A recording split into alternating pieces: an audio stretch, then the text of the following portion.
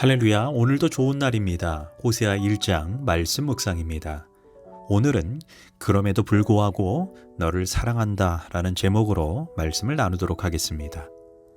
호세아의 주제는 패역하고 죄악된 백성들을 그럼에도 불구하고 사랑하기로 결단한 하나님의 서글픈 사랑 이야기가 호세아서입니다. 하나님은 자신의 그 고통스러운 사랑의 마음을 전달하기 위해 호세아라는 선지자를 부르셨습니다. 호세아 선지자는 북이스라엘에서 활동하던 선지자로 그 당시 북이스라엘의 통치자는 여로보암 2세였습니다. 그는 강력한 리더십과 정치적인 수완으로 엄청난 경제적 번영을 가져왔습니다.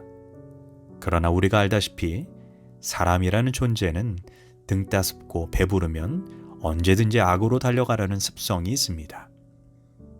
그래서 또 한편 엄청난 도덕적 타락과 우상 숭배가 만연했던 시대가 호세아의 시대입니다. 어느 날 하나님은 황당한 명령을 호세아에게 내리십니다. 호세아야, 너는 가서 음란한 여자를 맞이하여 음란한 자식들을 낳으라. 여기에서 음란이라는 단어는 마음의 상태뿐 아니라 구체적인 행위를 나타냅니다. 즉 음란한 아내란 바로 원색적으로 표현하면 창녀랑 결혼하라는 것입니다. 물론 여기에는 하나님이 주시는 메시지가 있습니다. 당시 이스라엘의 영적인 타락이 마치 꼭 창녀와 같았습니다. 그들은 신랑 되신 하나님이 주신 축복과 엄청난 번영을 감사하기는커녕 그 축복을 가지고 도리어 바알을 숭배하고 자신의 정욕을 추구했습니다. 그러나 문제는 그런 창녀 같은 이스라엘을 일방적으로 조건 없이 사랑하셨기에 하나님의 마음은 큰 고통이었습니다. 하나님은 자신의 사랑의 고통을 알리기 위해 호세아를 택하고 그에게 희한한 명령을 내린 것입니다. 호세아가 아내로 선택했던 여인은 고멜입니다. 고멜의 상징은 바로 이스라엘을 상징합니다. 고멜은 남편의 일방적인 사랑, 조건 없는 사랑에도 불구하고 그녀는 자신의 쾌락을 쫓아 사랑해서 안 될 남자를 사랑합니다. 결국 가정을 버리고 도망을 갑니다.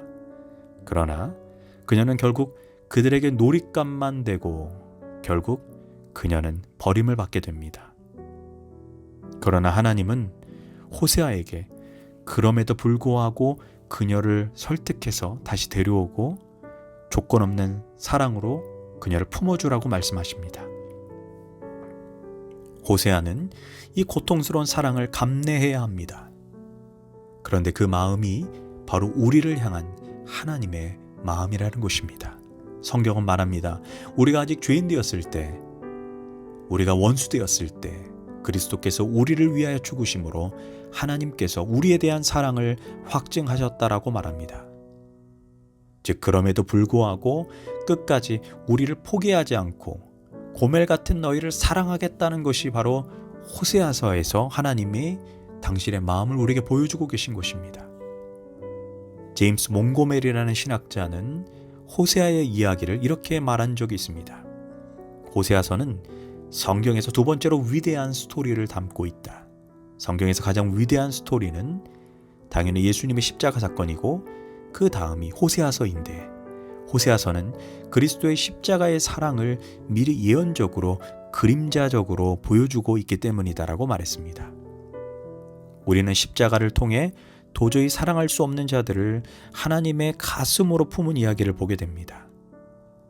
이와 비슷하게 우리는 호세아 선지자의 개인 체험을 통해 도저히 사랑할 수 없는 신부를 사랑하는 하나님의 아픔과 마음을 보게 됩니다.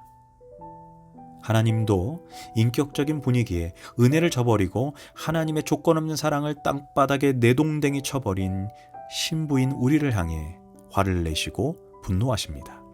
그러나 이내 마음을 다시 돌이키시는 하나님이십니다. 그 모습을 호세아 1장에서 보여줍니다. 우리가 마땅히 죄에 대한 심판을 받아야 합니다. 그래서 하나님이 분노하시는 모습을 호세아의 세 자녀의 이름을 통해 보여주십니다. 하나님은 호세아에게 고멜을 통해 낳은 세 자녀의 이름을 친히 명령하십니다. 첫째 아들의 이름이 이스르엘입니다. 그 뜻이 하나님의 심판으로 흩어놓으시다라는 심판의 의미입니다. 이스라엘 골짜기는 성경에서 종종 심판을 상징합니다. 이 장소에서 심판받은 자는 하나님의 것을 도둑질한 아간과 그리고 바알과 아세라를 숭배하여 이스라엘 민족을 전체 타락하게 한 아합과 이세벨이 심판받고 죽은 장소입니다. 그런데 하나님은 첫째 아이의 이름을 이스라엘이라는 이름으로 지으라고 명령하신 것입니다. 이는 하나님께서 너무나 화가 나셔서 더는 너희들이 나를 버리고 바알을 숭배하는 죄와 정욕을 따라 살아가는 모습을 더 이상 간과할 수 없다는 것입니다. 둘째 자녀는 로루하마라는 이름의 딸입니다. 히브리어로 로는 아니다라는 의미인데 그런 부정어에다가 루하마라는 단어를 붙여서 만든 이름입니다. 루하마는 국률이라는 뜻입니다. 그런데 로루하마는 하나님께서 더는 너희들을 국률이 여기지 않겠다는 심판의 경고입니다. 셋째 자녀는 로암미라는 이름입니다. 여기서도 로는 아니다라는 의미이고 암미는 내 백성이라는 의미입니다. 그래서 로암미는 내 백성이 아니다라는 의미입니다. 이스라엘 향한 하나님의 분노를 보여주고 계십니다. 물론 이렇게 세 자녀의 이름을 저주스럽게 불러야 하는 호세아, 그 마음이 얼마나 고통스럽고 아팠을까요? 그런데 하나님은 당신의 마음이 그렇게 아프다는 것을 말씀해주고 계시는 것입니다. 마치 이렇게 말씀하시는 것과 같습니다. 이것이 내 심정이다. 내 백성들에게 사랑과 축복을 주었더니 그것을 사용하여 아무 쓸모없는 우상과 세상을 더 사랑하고 있다. 그들이 지금 내 앞에서 영적인 음행을 범하고 있다. 이것이 호세아서의 자녀들의 이름을 통해 전달하는 하나님의 메시지입니다. 그러나 놀라운 것은 호세아의 메시지는 심판으로 끝나는 것이 아니라 심판 뒤에 희망을 노래하고 있다는 것입니다. 즉 사랑하기에 버릴 수도 죽일 수도 없는 이 백성, 그러나 결국 사랑하기로 결심하는 이야기가 호세아서입니다. 1절과 6절까지는 이스라엘 백성들을 모조리 다 죽이실 것처럼 말씀하시다가 이내 7절에서 그러나로 시작합니다. 그러나 내가 유다 족속을 긍휼히 여겨 그들을 구원하겠다라고 말씀하고 있습니다. 즉 그럼에도 불구하고 내가 너희들을 사랑하기로 결정했다는 것입니다.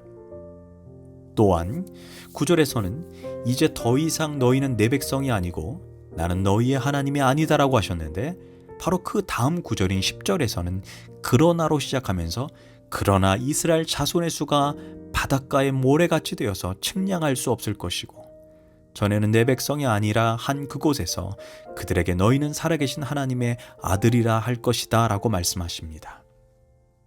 즉 너희 죄악이 너무나 심해 너희를 사랑할 수 없을 지경이지만 그럼에도 불구하고 너희를 사랑하고 축복한다는 것입니다. 그래서 어떤 신학자들은 이 호세아서를 가리켜 그럼에도 불구하고 사랑하시는 하나님이라고 했습니다.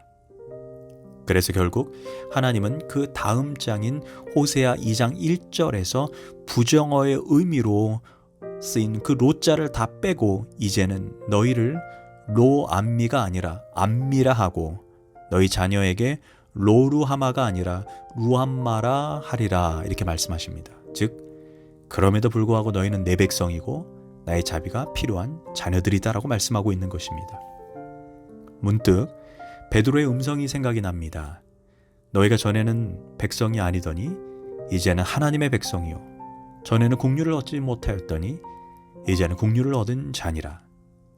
즉 전혀 사랑받을 자격이 없는 우리를 당신의 자녀로 선택하시고 또한 도저히 용서받을 수 없는 우리의 죄를 십자가에서 대신 고통받으신 예수님의 조건 없는 사랑을 우리는 호세아서에서 만나게 됩니다.